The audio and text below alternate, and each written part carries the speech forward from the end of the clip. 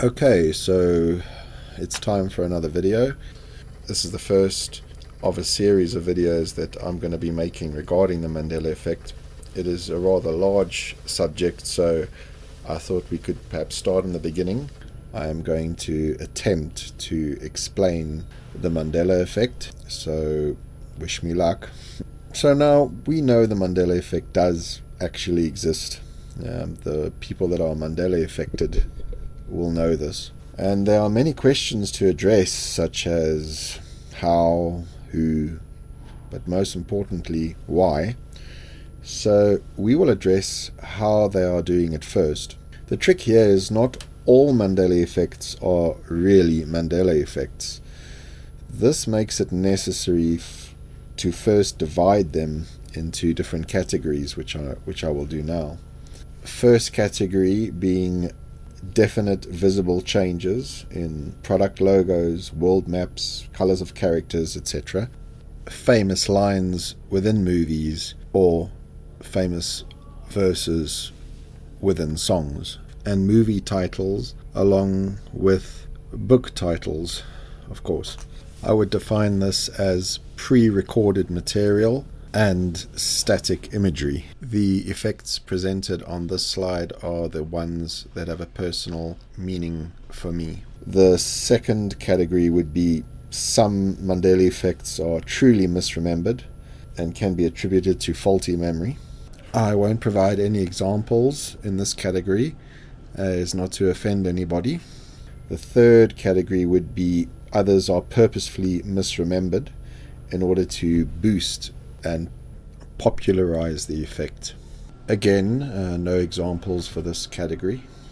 And fourthly, others are manipulated to make us believe that it's a Mandela effect when in fact there aren't Mandela effects. The fifth category is memory implants.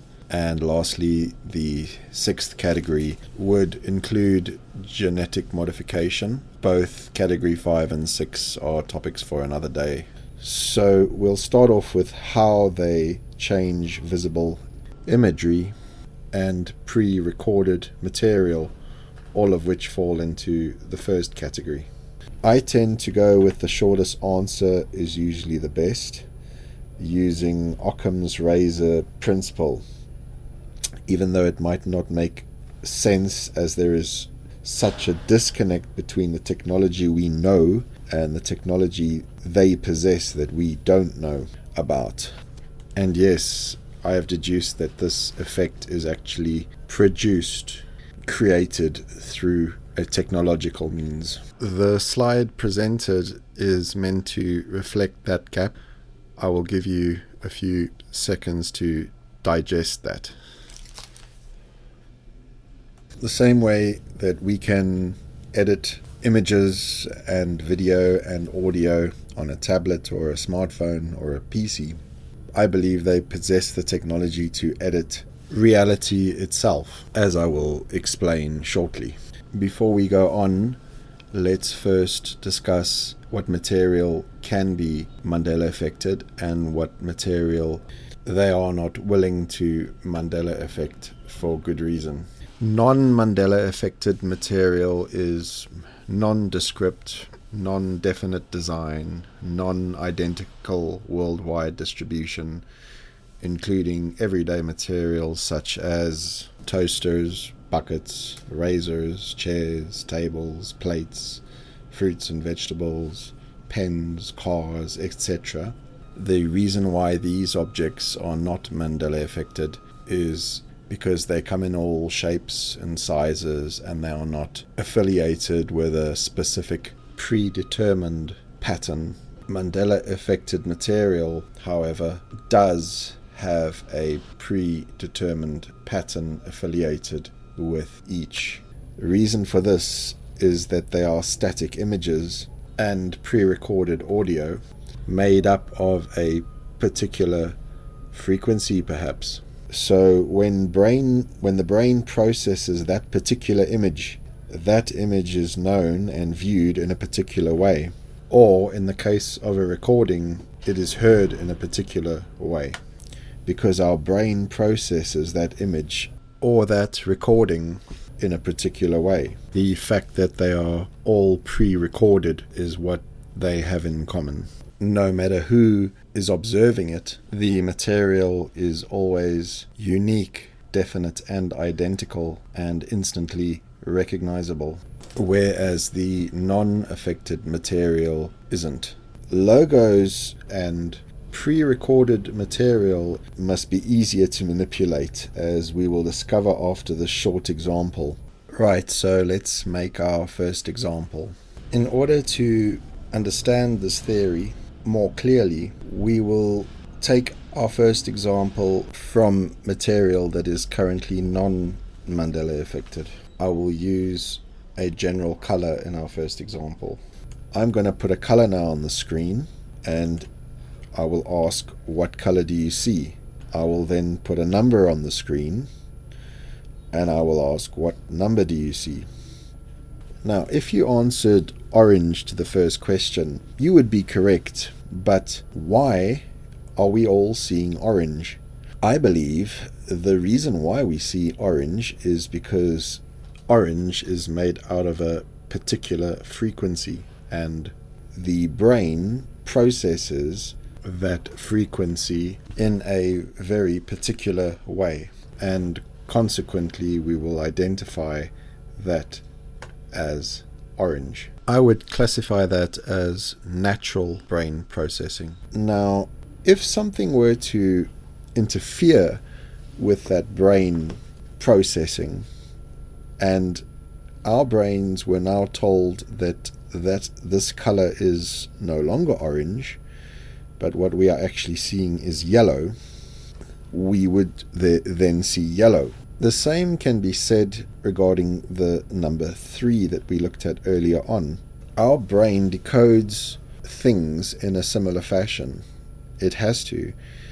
Otherwise, we would all see something different when we see this number or this color. The reason why they don't change orange into yellow is because just imagine waking up one morning and seeing yellow carrots and things in your environment suddenly turning from orange to yellow, such as flowers, or the color of a car, or a traffic light would turn yellow. Where I stay, traffic lights are red, orange, and green. This would cause immediate mass hysteria and would be just too obvious. Another non-Mandela affected material example would be dinner plates. They cannot change dinner plates to look like something else because dinner plates come in all different shapes and sizes. But if all dinner plates looked identical, then they could make a dinner plate look like a bunch of carrots.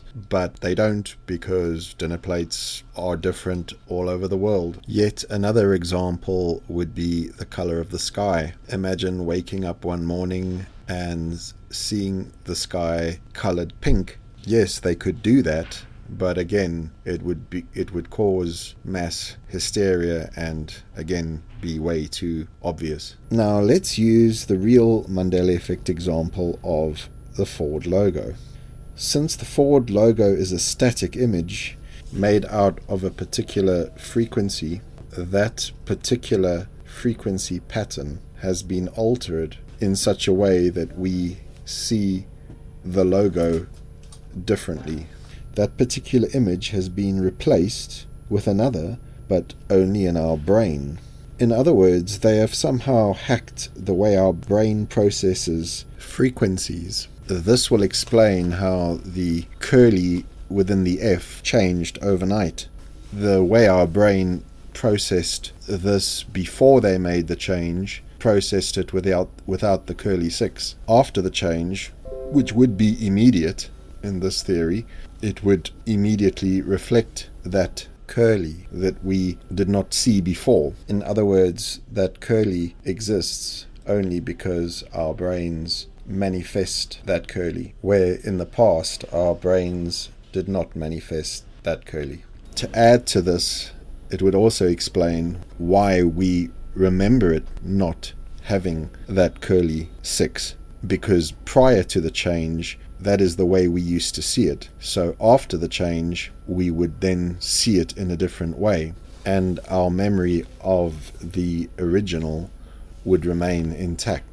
Not only that, but it would also explain why screenshots have changed too, and why we are able to find residue of certain effects, like, for example, Fruit Loops. When we look at the image Fruit Loops, we see two O's as opposed to a U and an I now, but we are able to find residue in newspapers and magazines because those are not static pre-recorded images. If they were to change the word fruit to F-R-O-O-T in its text form as opposed to in its picture form, then every time we see the word fruit, we would then see it with two O's, and that would be very obvious.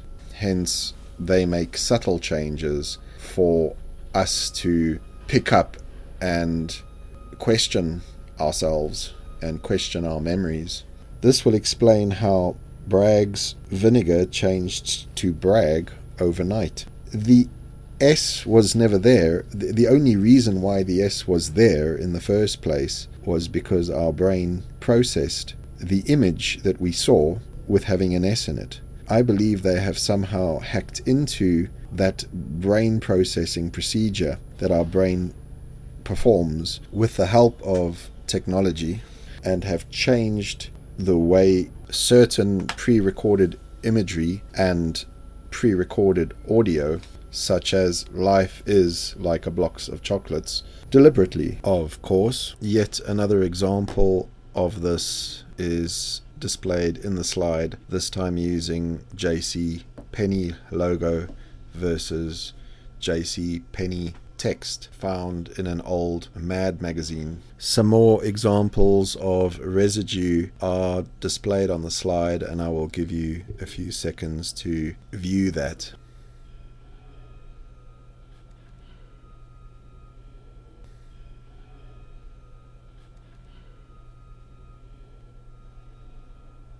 Extending from this theory, there are two possibilities. First, each and every brain is manipulated on an individual basis to see or hear that pre-recorded image or audio in a particular way.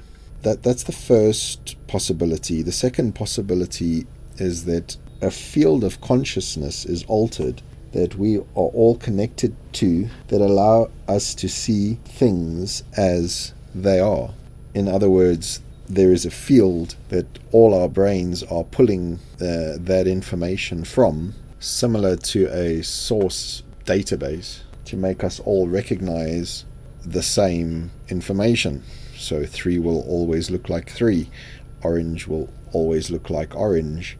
I tend to use Occam's razor, which would be the latter explanation, because I doubt that they are changing minds or brains independently of each other. In this particular instance, they are giving us clues here to say that we are somehow pulling this information from a centralized source. And if they change the source, then all our brains will process that pre-recorded image or audio in the same way, in accordance to what has been inserted into the source. If there is an entity that goes into that source, such as CERN, or I have my own ideas to who is doing this, but I will talk about this later, the people or the entity that is behind the Mandela Effect, they have somehow altered the field with those images in it, so that our brain now processes those images in a different way. We could wake up tomorrow morning and the Ford logo could look like something else, because that static image or picture that the Ford logo is altered in the source. So when they change it in the source, we all pull that information from the source. So when we look at things, we are now looking and hearing at whatever information they've inserted into the source. I think that this is a better explanation than some of the other explanations that I've heard on the subject, such as multiple universe theories and parallel timelines, and even time travel. I've thought about that too, but it all doesn't make that much sense. Not that my theory makes a whole lot of sense either, but it just makes more sense than the other theories. In the next video, I will be talking about who I believe is behind this, and in another video, part 3, we'll be talking as to why they're behind this. But there is one last thing I would like to say. The fact that they have the technology to do this itself, that in itself is a concept that the human race is not ready for at the moment. We have Moneybags and Brian McFarlane popularizing and making more and more people aware of this effect. I really believe that in the next 20 years, we're going to look back, and our grandchildren or our great-grandchildren will look back at Brian McFarlane and Moneybags and say, well, of course this is possible. This is quite easy to do. And the reason for that is that right now I believe they have the technology to do it, but I don't believe that we are ready to understand, or I don't believe that that technology is ready to be released to the public on a known or factual scale. Hence the reason why they are making it so blurry and keeping people in a state of confusion and unknowingness. But the technology in 30 years' time, this technology that we're experiencing with the Mandela Effect, will be well known, and they'll be looking back at Moneybags and Brian McFarlane and saying things like, well, of course we can change things in reality. It's pretty obvious. The same way our cellular technology would be pretty obvious to us, but not pretty obvious to a generation of 100 years ago. The problem that we're having right now is that the technology that they have is so superior. There is a disconnect between the technology they have and the technology that we can comprehend. We cannot comprehend that technology at the moment because the technology that we are busy using is really outdated, and it would be a mighty jump to suddenly expose that technology to the world. People would go into shock, so they need to slowly release the technology. The technology will be groundbreaking and will alter our perception of reality and as the younger generations grow up, they'll be more exposed to the new technology, and people like us and the older generation will have obviously passed away, and the newer generation will be more adaptable to the big technological changes that are going to be taking place in the future. Thank you for listening. In the next video, like I said, I'm going to be talking about who I think is behind this and why they're doing it. Until then, your comments are welcome down below. Have a good one.